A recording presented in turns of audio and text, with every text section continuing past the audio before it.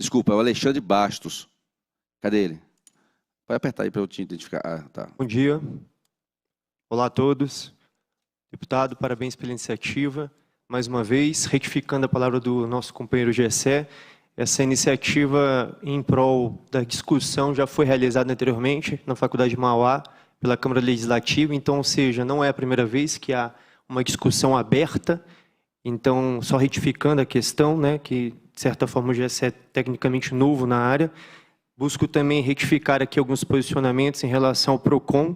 O PROCON, pelo parecer jurídico 2799 de 2020, o qual eu provoquei com a proposta de um projeto de lei que, salvo engano, aí do doutor Mário, é muito diferente do 1795 de 2014 e das mais de 50 matérias legislativas que rodam pelo Brasil, dentre elas 11, se não me engano, matérias legislativas viraram leis. Então, essa matéria legislativa hoje, a 7.058/2020, ela não trata, de acordo com o livre acesso do profissional de educação física, o que seria inconstitucional de acordo com o artigo 22 da Constituição. Ela trata sobre o direito do consumidor ser acompanhado pelo seu profissional de confiança. Então, uma perspectiva diferenciada em relação à proposta e o mérito. Ao doutor Marcelo, diretor do PROCON, eu provoquei vocês, a Casa PROCON, e finalizando um parecer um tanto quanto longo, o qual eu também recebi memorandos e tudo, eu aqui expresso o último parágrafo para esclarecer o posicionamento do PROCON em dezembro de 2020, assinado pela doutora, gerente jurídica Patrícia Henrique Amaro. E, por fim, acompanho a sugestão da DAC, no sentido de que sejam fiscalizadas as academias no tocante ao direito de informação da cobrança de eventuais de taxas pela utilização de personal trainer particulares, ou se é imposto ao consumidor a contratação de seletos profissionais indicados pela academia como forma de venda casada.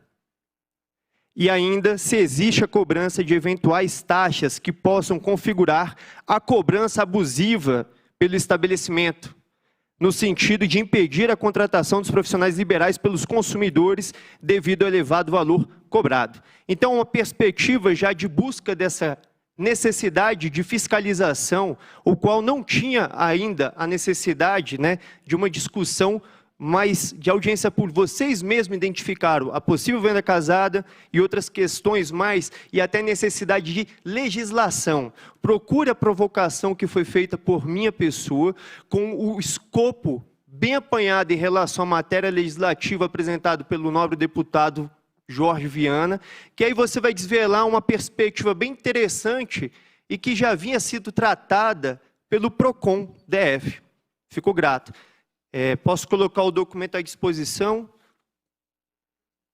Maravilha. Deveria ter apresentado quando foi visitado pelo sindicato laboral.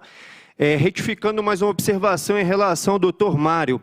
Essa hermenêutica que vem a fundamentar de uma forma tanto quanto agressiva e tentando amedrontar o jurídico dos trabalhadores que vêm lutar contra, a favor da Lei 7.058/2020. Venho versar aqui sobre a resolução do Conselho Federal de Medicina, o qual, em seu artigo, versão de 2018, resolução que trata sobre o direito dos médicos, né, o direito dos médicos, e ali no direito dos médicos, artigo 25, ele vem expor o seguinte: a liberdade do doutor, né, do médico, de internar e assistir, parênteses meu, assistir não é ficar olhando, é dar assistência, porque às vezes a interpretação às vezes é um pouco limitada, assim como da Lei 7.058, a gente tem que dar uma estendida aí nessa fala.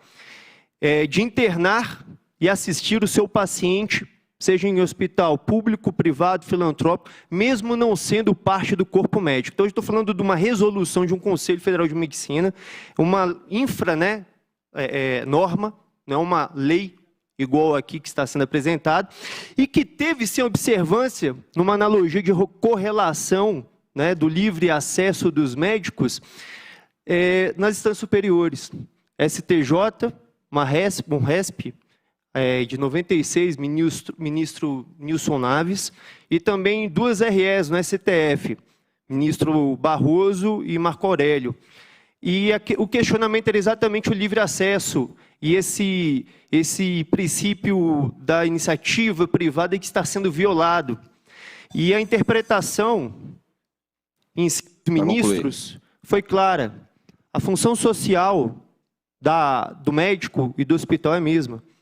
Por muitas vezes o senhor Ailton citou aqui o KNAI 9313, que é das academias e também dos profissionais de educação física, mas no rodapé, Ailton, tem lá escrito saúde física. Realmente a gente precisa, procura lá no CONCLA, eu sei que eu sou estudioso e tem mais de 268 páginas. Antes de você, por favor, leia, tem lá, saúde física. Realmente, uma coisa é você falar que a gente tem vínculo sim, dá uma lida lá no CONCLA, KNAI 9313, tem lá, é o rodapé. Saúde física. Realmente a gente tem que estender essa questão da saúde, mas não chega lá. Vamos lá, então, para finalizar. Os ministros identificaram sim, e aos operadores do direito, dito aí Robert Alexis Alemão, filósofo, jurista, ele fez uma análise muito interessante sobre a proporcionalidade. Não é um princípio, mas uma regra. A partir do momento que a gente analisa princípios que venham a entrar em colisão, e mesmo com essa perspectiva de que não há uma colisão ali em relação à função social, o jurista Alexis deixa claro. Dentro da sua proporcionalidade, nós podemos analisar que a iniciativa privada não é maior do que a saúde e que a vida do cidadão, do consumidor, da parte mais vulnerável dessa relação. Queremos ser de saúde, então aceitemos a situação. Um KNAI novo, um KNAI da saúde, nos coloca na esfera da portaria 1820 do Ministério da Saúde, o qual vai gerar, sim, o direito do consumidor de saúde, e foi nessa perspectiva que o nobre deputado chegou a essa proposta e matéria legislativa. Lembrando que o projeto de lei 1795 de 2014 teve, se não me engano, 12 emendas e um substitutivo. Foi tratado, sim, por audiência pública e todos tiveram voz para chegarmos onde chegamos, a lugar nenhum. Hoje nós temos ao 7.058, foi aberta a proposta de conversar com o sindicato patronal que nos negou a atenção. Então, quando o GSE fala que não houve ali uma conversa, houve uma ditadura, sim, houve uma ditadura, mas não nossa. Agradeço a todos.